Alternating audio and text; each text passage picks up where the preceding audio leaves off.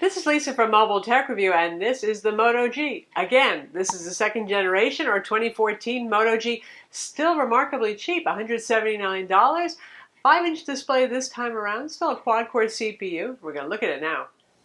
So this is the second generation Moto G by Motorola. Android phone, no surprise there. Few things have changed. The price has not changed, nor has the processor. $179 unlocked. That's no contract. That's just $179 and you own the phone. It's a GSM unlocked phone, so there's the catch. Verizon and Sprint, folks, this is not the phone for you. This will work on T-Mobile and on AT&T. It'll work overseas on GSM carriers. No CDMA radios in here to work on Sprint or Verizon. So, still the same. 1.2 gigahertz Qualcomm Snapdragon 400 CPU, quad-core there, Adreno 305 graphics, which is what we see these days on entry-level to mid-range phones. That's a perfectly fine CPU. It's good enough to play games. The phone's not going to lag, anything like that. We still have the same Motorola kind of curvy design. Obviously not as fancy as the Moto X, nor is it customizable via Moto Maker, but still, I would call it a pretty distinctive look right there, particularly the back curve. Hold it like that so you can see it a little bit more. Gets thicker at the middle, gets thinner at the edges. Kind of shiny black front face right here, and the backs, just like the last year's Moto G, are interchangeable. You get this matte black, kind of slightly soft touch, rubbery finish back right here, and you can pull that off thanks to clip-on design, and you grab it by the micro USB port there. There's no particular lift point other than that, and you start just working your way around. Now, the more times you do this, the easier it gets. It'll get a little bit looser. And you can put interchangeable back covers on this that are 15 bucks a piece. Gets you some jazzy colors, like here's a really zingy one on our last generation Moto G. There's also an integrated case cover that replaces the back shell and has a flip cover on it too. But anyway, take the back cover off. Notice the battery is still sealed inside. 2070 milliamp battery. But we have our micro SIM card slot right there. Our US models do not have a second SIM slot for a second line, but there is a blank here. We're assuming that maybe the Euro model will have that. And looky, something new, a micro SD card slot for expandable storage. Google still owns Motorola. Eventually, Lenovo will. Google hates expandable storage, but in the case of something like this, there's only 8 gigs of internal memory with about 5 gigs free. That's not really very much. So I think they realize that, so you got the SD card slot. This is running Android 4.4.4 KitKat, currently the latest, greatest version of the OS, and also not known for having the most awesome and robust SD card support. That means you can move some apps to SD cards. It really depends on the application, whether it touches core system files. And you can say you want to download your music library from the cloud onto the phone. You're going to have to do that first to internal storage and then use a file manager to move it over to the SD card slot. So it's not wildly ideal, but I'm sure people who are adventurous may root this and then find handy ways to get around that sort of thing. Use SD card fix on it, other little utilities like that.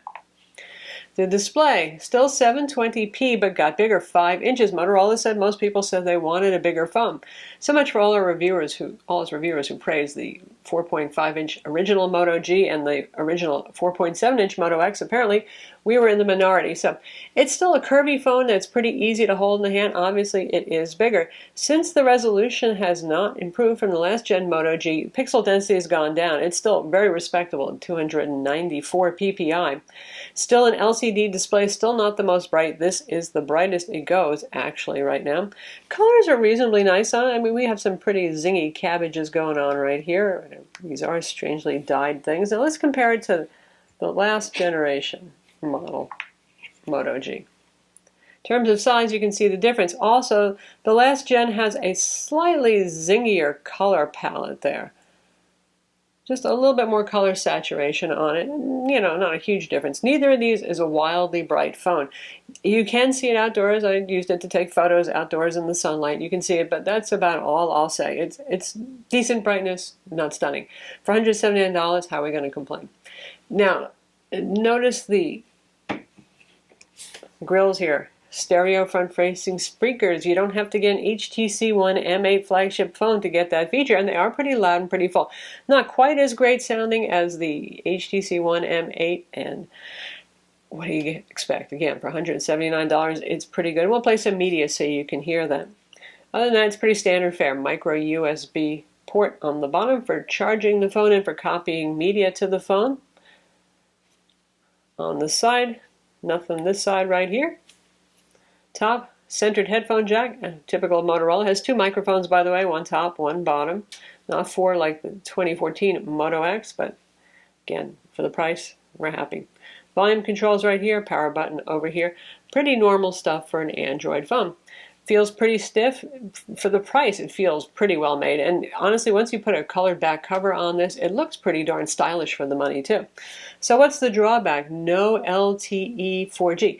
Now, why is that so important? It depends on what country you're in, for starters. But for countries that do have pretty pervasive LTE and your carrier has it, well, one thing I've noticed that even people who really are not phone aficionados, like you guys out there who may know a lot about phones, when they say they like their new phone a whole lot better, it turns out they've gotten an LTE phone. They notice how fast web pages load, how fast apps download from the Google Play Store, all that sort of stuff. So it does make a difference, even to your average, normal human being.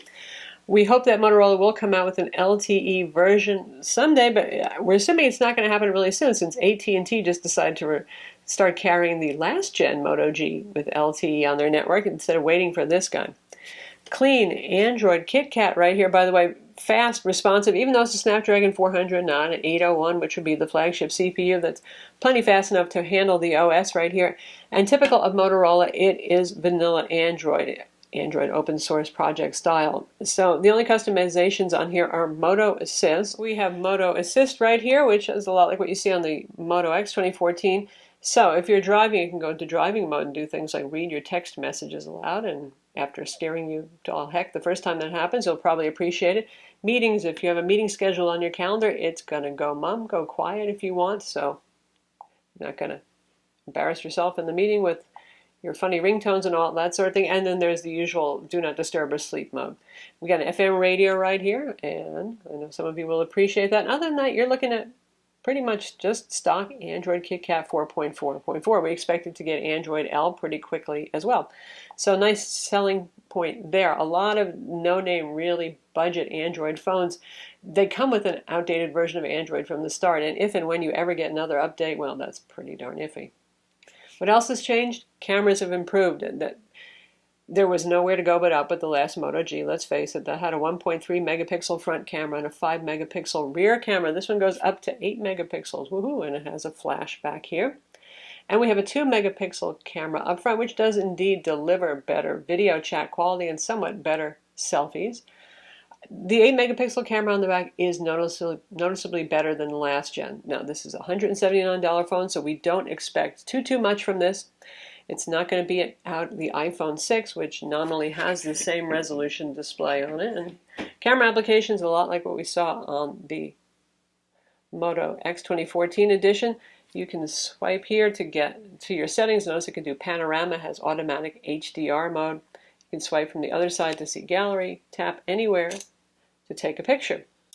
And if you want to swipe to the side, you can use gallery, or photos obviously. We're just going to stick with gallery. And not too greatly focused there, but this is a pretty picture. Without super direct sunlight to cause too much blowing out of highlights, it can look really actually not bad. The golf ball there, that is totally blown out. But again, for a camera in this price range, it's actually not too bad. And Motorola generally doesn't impress us with their cameras too much, but at the lower end, they do a pretty decent job. Flowers here, well, they look nice, except for, of course, it's totally blown out the yellows right there. It's a sunny day, and honestly, the Moto X doesn't do a whole lot better there with that blown highlight problem. This a little bit better because it's about more varied setting right there. The flowers are still blowing out a little bit in the reds, which is typical of any cell phone camera.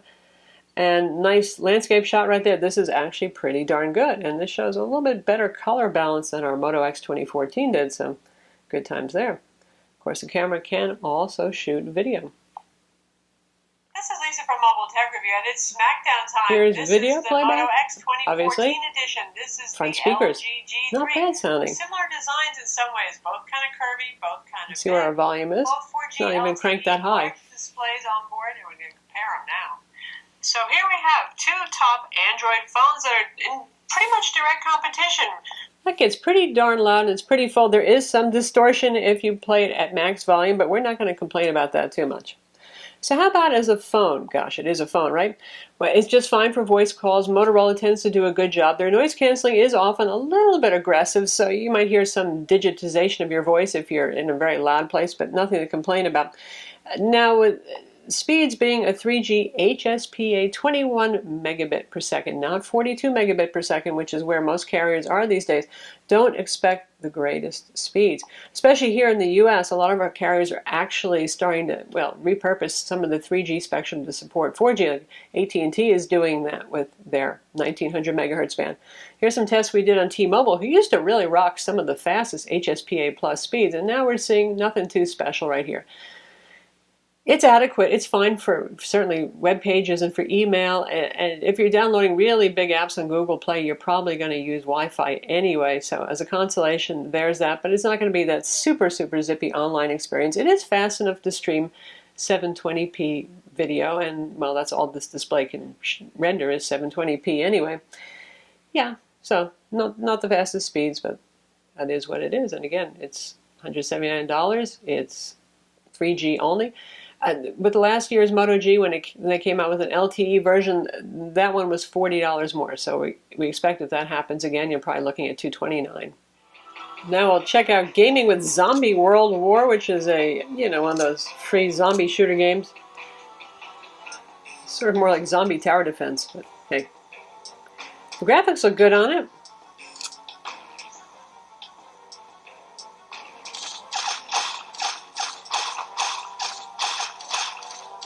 Not really mind-blowing action here, but you know.